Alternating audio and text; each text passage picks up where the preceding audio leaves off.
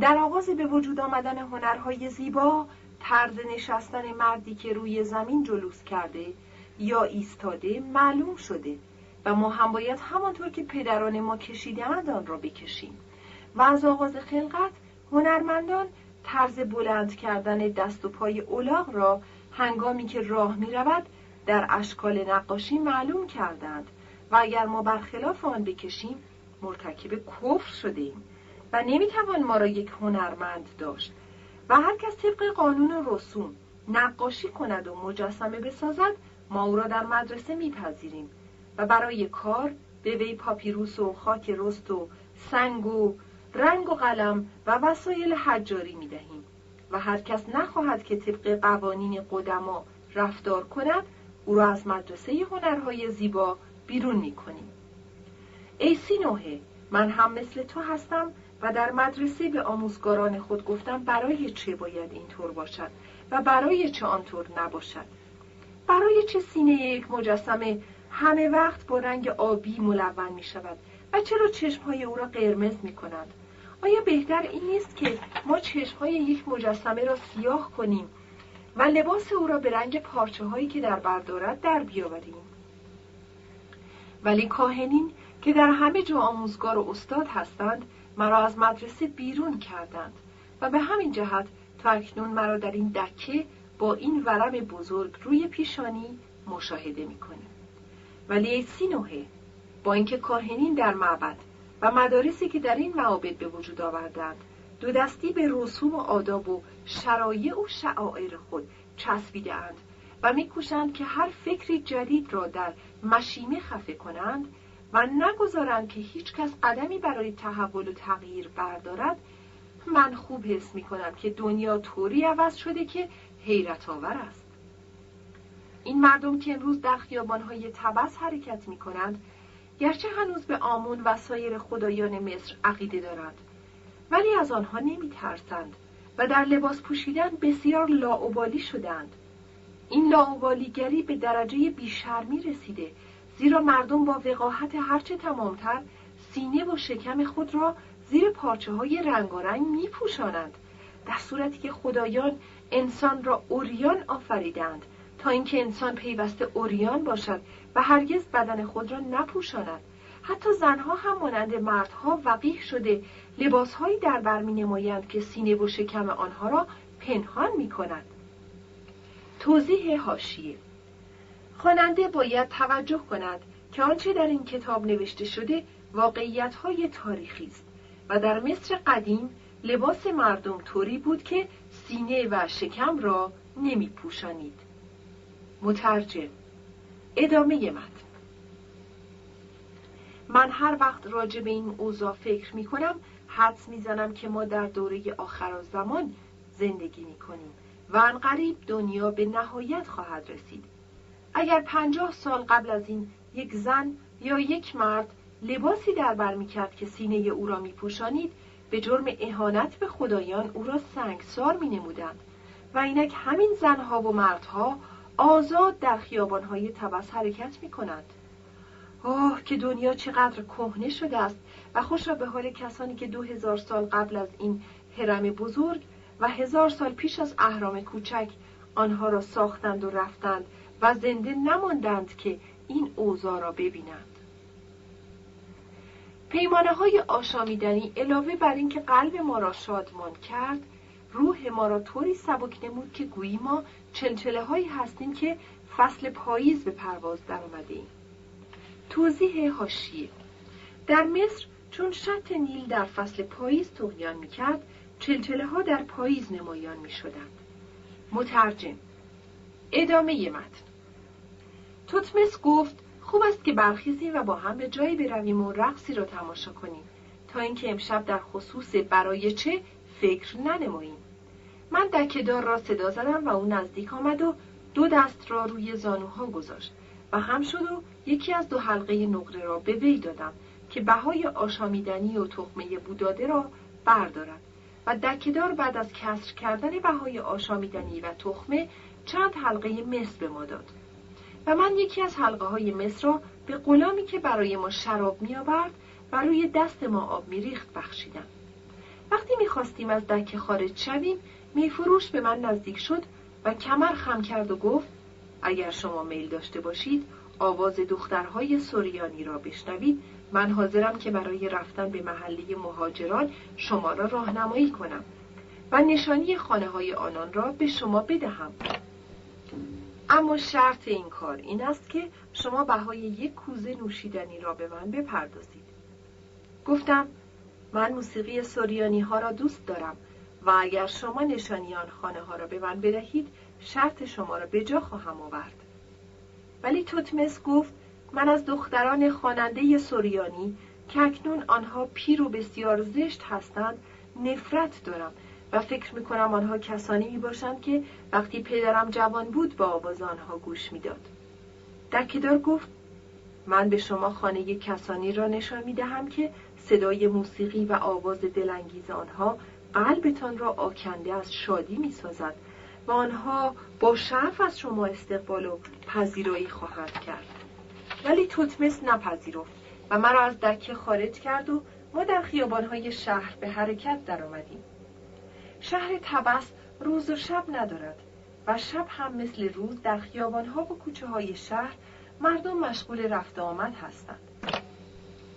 ثروتمندان عیاش سوار بر تخت روان از خیابان‌ها می‌گذشتند و مقابل منازل عیاشی می‌ایستادند. در سر چهار راه‌ها مشعل می‌سوخت. از بعضی از خانه‌های آن محله صدای موسیقی سوریانی یعنی موسیقی سوریه به گوش می‌رسید و از بعضی از خانه‌ها صدای طبل سیاه‌پوستان مسموع می‌شد و ما می‌فهمیدیم که زنها در آن خانه‌ها سیاه‌پوست هستند و توتمس عقیده داشت که بعضی از زنهای سیاه‌پوست زیبا می‌باشند و اگر انسان آنها را به عنوان خواهر خود انتخاب بکند خوشبخت خواهد شد. توضیح حاشیه: در 4000 سال قبل از این در کشور مصر ازدواج برادر و خواهر مجاز بود و به همین جهت مردها زوجه خود را به عنوان خواهر هم می‌خواندند. مترجم. ادامه متن. من به دفعات هنگام شب به اتفاق پدرم برای رفتن به خانه بیماران از خیابان‌های طبس گذشته بودم، ولی تا آن شب نمی‌دانستم وضع داخلی خانه‌های عیاشی چگونه است. توتمس مرا وارد خانه کوچک کرد به نام خانه گربه انگور. در آنجا فرش‌های نرم بر زمین گسترده و روی چراغ‌ها مردنگی‌های زرد نهاده بودند. توضیح حاشیه: مردنگی بر وزن همشهری همان بود که امروز آباژور می‌خوانند. مترجم. ادامه متن. زنهای جوان آن خانه در پرتو زرد چراغ‌ها زیباتر به نظر می‌رسیدند و من دیدم که بعضی از آنها مشغول نواختن نی و بعضی سرگرم زدن بربط هستند. یکی از دخترها بعد از اینکه مرا دید نی را بر زمین نهاد و برخاست. نزد من آمد و دستش را روی دست من گذاشت و دختر دیگر به توتمس نزدیک شد و دست خود را روی دست او نهاد. دختری که دستش را روی دست من گذاشته بود دست مرا بلند کرد و نگریست و بعد سر تراشیده‌ام را از نظر گذرانید و پرسید آیا تو در مدرسه طب تحصیل می‌کنی یا در مدرسه حقوق یا در مدارس بازرگانی و ستاره شناسی؟ و چون دست توتمس خشن‌تر از دست من بود، همان دختر به وی گفت که او محصل مدرسه هنرهای زیبا میباشد، زیرا دست حجاران و مجسمه سازان خشن‌تر از دست اطباء و محصلین دیگر است.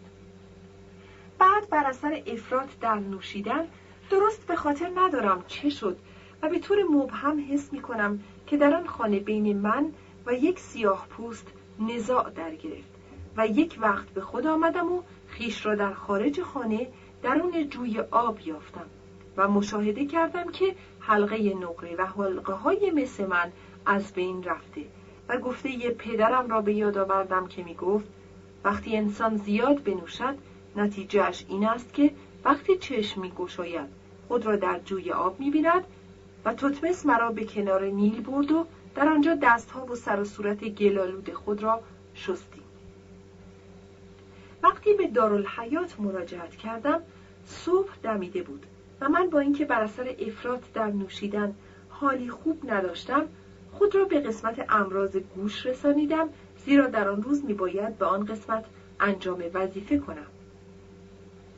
در راهرو معلم من که طبیب سلطنتی و متخصص امراض گوش بود مرا دید و نظری به لباس پاره و برآمدگی سرم انداخت و گفت: سینوحه، آیا تو دیشب با کسی نزاع کرده ای؟ من سرم را پایین انداختم. معلم گفت: چشمهای تو را ببینم. من چشمهای خود را به او نشان دادم و بعد او زبانم را دید و نبضم را گرفت و گفت: تو دیشب زیاد نوشیده ای و برای یک محصل دارالحیات افراط در نوشیدن بسیار بد است، زیرا وی را از کار باز می دارد.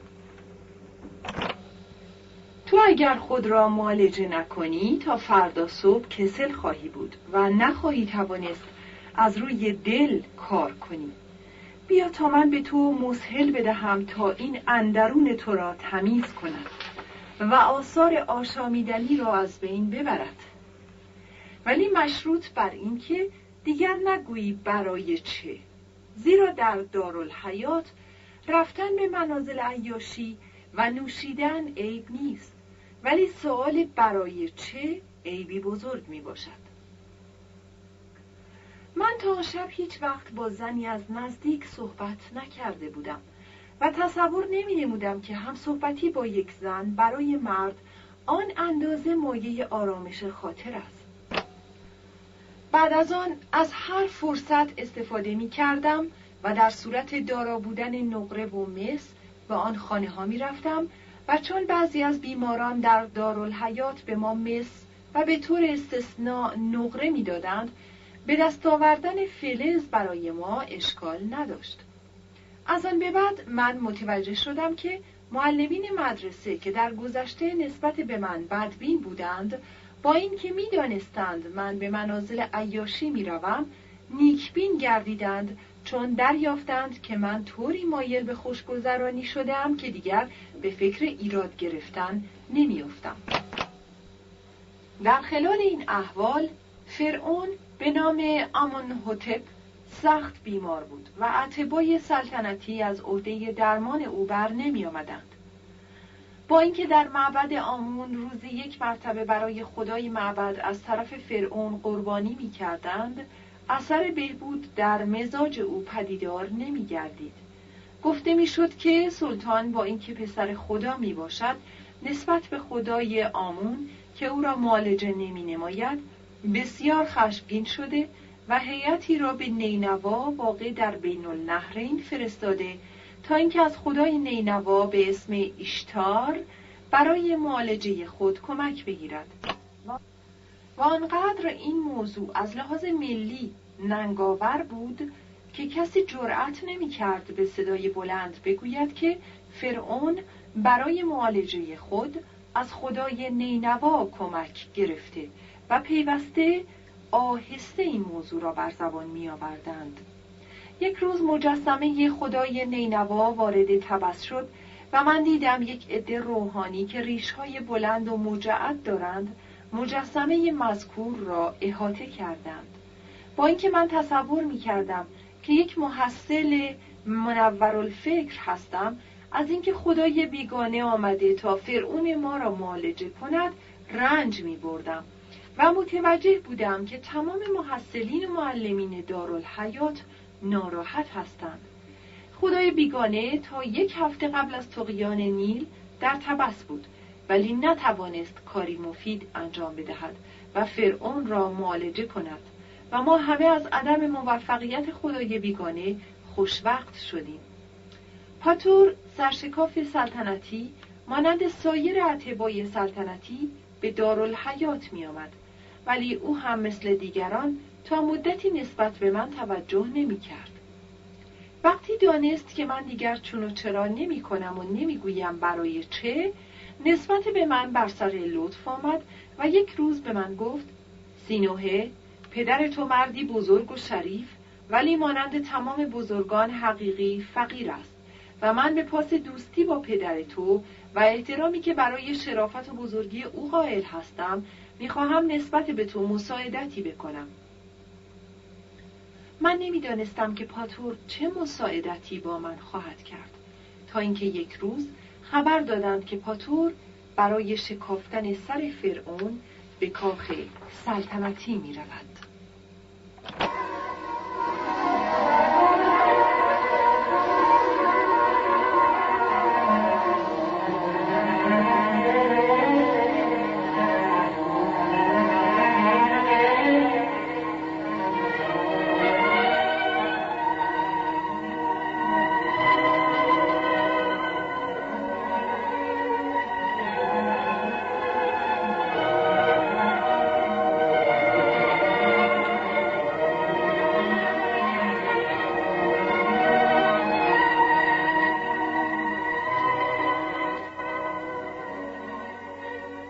فصل ششم. رفتیم تا سر فرعون را بشکافیم.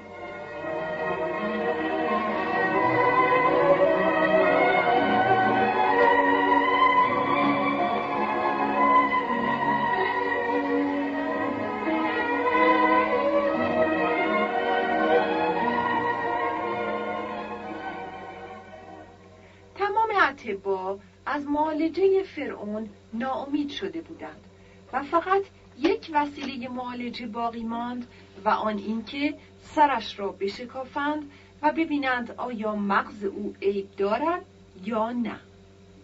این کار در هر حال مفید بود، چون اگر مغز او عیبی داشت عیب مغز را برطرف می‌کردند و در صورتی که عیبی نداشت بخارهای مسموم کننده درون جمجمه خارج می‌شد و سر فرعون سبک می‌گردید. در روزی که قرار بود پاتور به کاخ فرعون برود و سرش را بشکافد، صبح زود به دارالحیات آمد و مرا فراخواند و یک جعبه سیاه به دست من داد و گفت ابزار جراحی من که در آتش گذاشته شده یا جوشیده شده است در این جعبه می باشد. من میل دارم که امروز قبل از اینکه به کاخ سلطنتی بروم در اینجا سر 2 نفر را بگشایم تا اینکه دستهایم تمرین کند و میخواهم که تو ابزار جراحی را به من بدهی. فهمیدم مساعدتی که میخواهد به من بکند همین است، زیرا وقتی یک شاگرد از طرف طبیب سلطنتی انتخاب شد که ابزار جراحی او را به وی بدهد، مثل این است که شاگرد مقرب او می باشد و لیاقت دارد که پیشکار طبی او بشود. بعد پاتور از جلو و من از عقب او وارد قسمتی شدیم که بیماران غیر قابل علاج و مفلوجین و کسانی را که از سر مجروح بودند در آنجا می‌خوابانیدند. پاتور بعد از ورود به آنجا سر عده‌ای را معاینه کرد و 2 نفر را برای شکافتن جمجمه انتخاب نمود. یکی یک پیرمرد غیر قابل علاج که مرگ برای وی سعادت بود و دیگری یک غلام سیاه قوی هیکل که بر اثر اینکه با سنگ ضربتی بر سرش زده بودند نه میتوانست حرف بزند و نه اعضای بدن را تکان بدهد. هر دوی آنها را به تالار عمل بردند و بیدرنگ عصاره تریاک را وارد عروق آنها کردند تا اینکه درد را احساس ننمایند. من به چابکی سر هر دوی آنها را تراشیدم و بعد روی سرشان را محلول شنجرف و کف مالیدم، زیرا در کتاب نوشته شده که قبل از هر عمل جراحی باید موضع عمل را به وسیله این داروها تطهیر کرد. پاتور کارد خود را به دست گرفت و پوست سر را برید. پوست را از 2 طرف 2 تا کرد. در این موقع از 2 لب پوست خون فرو می ریخت، ولی پاتور توجهی به خون نداشت. بعد پاتور آلت شکافتن استخوان جمجمه را به دست گرفت و در سر فرو کرد و همین که نوک آلت قدری فرو رفت آن را به گردش درآورد، به طوری که یک قطعه استخوان مدور از سر جدا شد و مغز نمایان گردید. پاتور نظری به مغز انداخت و گفت من در مغز این مرد هیچ عیبی نمی بینم و استخوان را در جای آن نهاد و دو پوست را که تا کرده بود به هم وصل نمود و سر را بست. ولی هنگامی که او مشغول بستن سر بود، رنگ بیمار چون بنفشه شد و جان سپرد. وقتی لاشه آن مرد را بیرون بردند، چون رئیس دارالحیات و عده‌ای از محصلین حضور داشتند، پاتور خطاب به محصلین گفت: یکی از شما که از دیگران جوانتر است برود و برای من یک پیاله آشامیدنی بیاورد، زیرا دست من قدری می‌لرزد. یکی از محصلین رفت و یک پیاله آشامیدنی برای او آورد و وی نوشید. رعشه دستش متوقف شد. آن وقت امر کرد که غلام را برای عمل جراحی ببندند. آهسته افزود: وسایل قالبگیری استخوان سر را آماده کنید. یک مرتبه دیگر من ادوات جراحی را به وی تقدیم کردم و وی بدون پوست سر را شکافت، ولی این مرتبه به دستور او 2 نفر، یکی در طرف راست و دیگری در طرف چپ، جلوی خون ریزی را می گرفتند، زیرا پاتور نمیخواست که خود به این کارهای جزئی رسیدگی کند تا اینکه از کار اصلی باز نماند. در دارالحیات مردی بی سواد وجود داشت که وقتی بر بالین مریض حاضر می شد، خونریزی زخم بیمار بند می آمد. ولی پاتور در آن موقع نخواست که از آن مرد استفاده کند، بلکه او را ذخیره نمود که هنگام شکافتن سر فرعون از وی استفاده نماید. بعد از اینکه پوست شکافته شد، پاتور استخوان سر غلام را به من و دیگران نشان داد و ما دیدیم که قسمتی از استخوان بر اثر ضربت سنگ فرو رفتگی پیدا کرده است. آنگاه با کارد مخصوص و اره آن قسمت از استخوان و اطراف آن را طوری از جمجمه جدا کرد که یک قطعه استخوان به قدر یک کف دست به استثنای انگشت‌ها از سر جدا شد و پاتور مغز سیاه پوست را که سفید بود و تکان می‌خورد به همه نشان داد. ما دیدیم که مقداری خون روی مغز فرو ریخته و آنجا بسته شده است. پاتور گفت علت این که این مرد نمی‌تواند حرف بزند و اعضای بدن خود را تکان بدهد، وجود این خون بسته شده روی مغز او می باشد. سپس با دقت خون بسته شده را قطعه قطعه از روی مغز برداشت و نیز یک قطعه استخوان کوچک را که روی مغز افتاده بود دور کرد. در حالی که وی مشغول این کارها بود، دیگران با شتاب از روی استخوانی که از سر جدا شده بود قالب گیری کردند، بدین ترتیب که با چکش چوبی روی استخوان زدند که فرو رفتگی آن صاف شود و بعد قالب آن را گرفتند و درون قالب نقره گداخته ریختند و نقره را در آب جوشیده سرد کردند و به پاتور دادند. پاتور آن قطعه نقره را که به اندازه و شکل استخوان سر بود روی آن سوراخ بزرگ نهاد و به وسیله گیره‌های کوچک نقره به اطراف وصل کرد. پوست سر را روی نقره کشید و دوخت. زخم را بست و گفت اینک این مرد را هوشیار کنید، ولی وی نباید تا 3 روز حرکت نماید. مرد را بیدار کردند و وی که قبل از شکافتن سر نمی توانست حرف بزند و دست و پای خود را تکان بدهد، هم حرف زد و هم دست و پای خود را تکان داد و پاتور به وی گفت که تا 3 روز نباید سر را به حرکت درآورد. وقتی غلام را بردند که در اتاق دیگر بخوابانند، پاتور به ما گفت اگر این مرد تا 3 روز دیگر نمیرد معالجه خواهد شد و میتواند از دارالحیات خارج شود و برود و از کسی که سرش را شکسته انتقام بگیرد.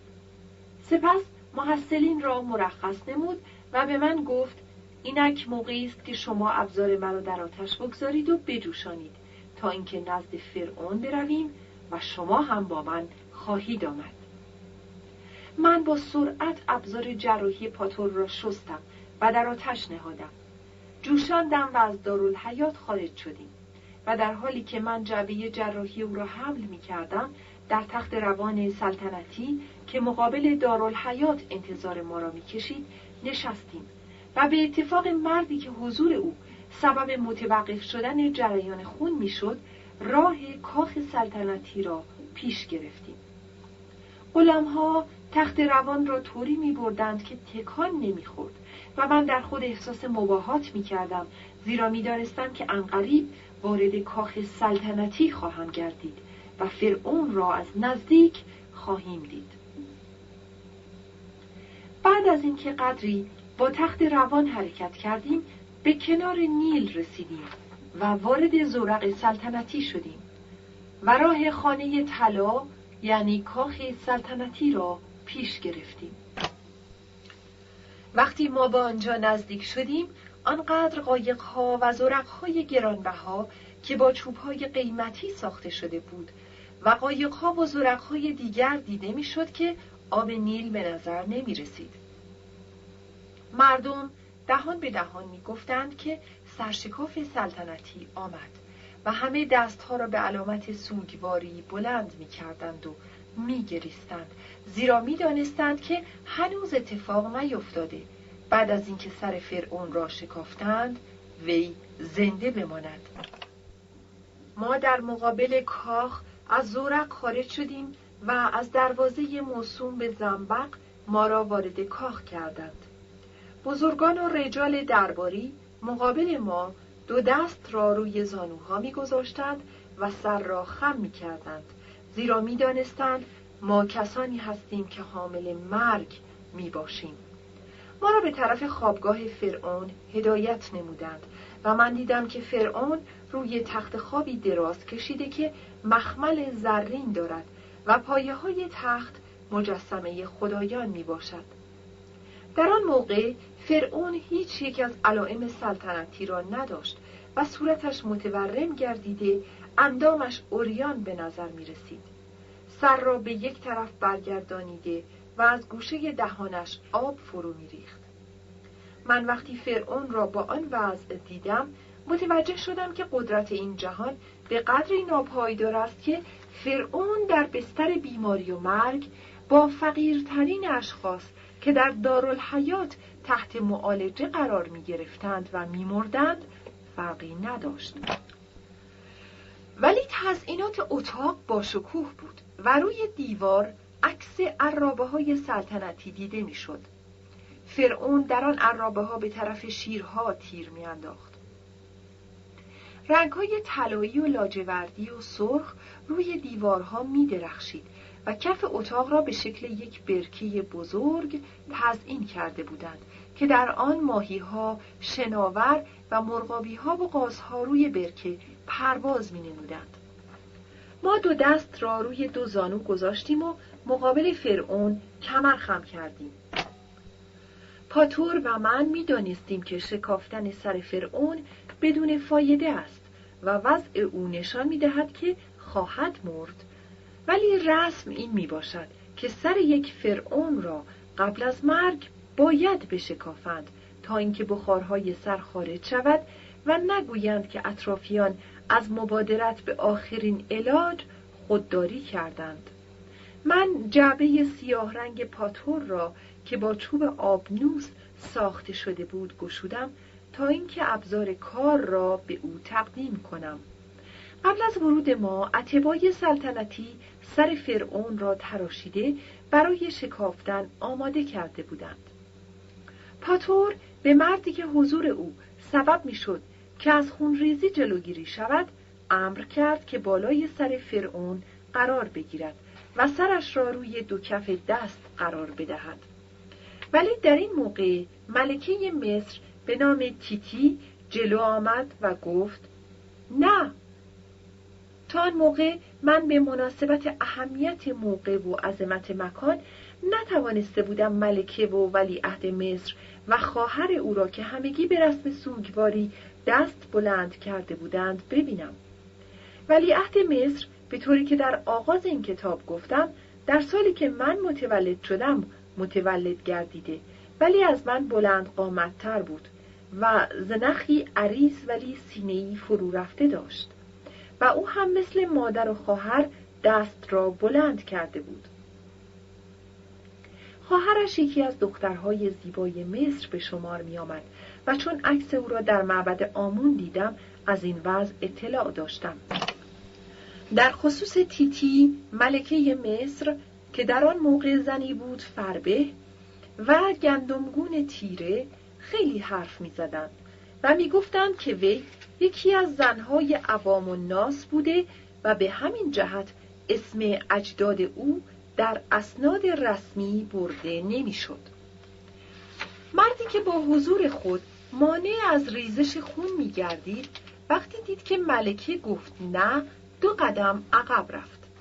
آن مرد یک روستایی عامی و بیسواد به شمار می آمد و کوچکترین اطلاع از علم طب نداشت، ولی چون با حضور خود مانع از ریزش خون می گردید او را در دارالحیات برای جلوگیری از خونریزی زخم کسانی که تحت عمل جراحی قرار می گرفتند استخدام کرده بودند.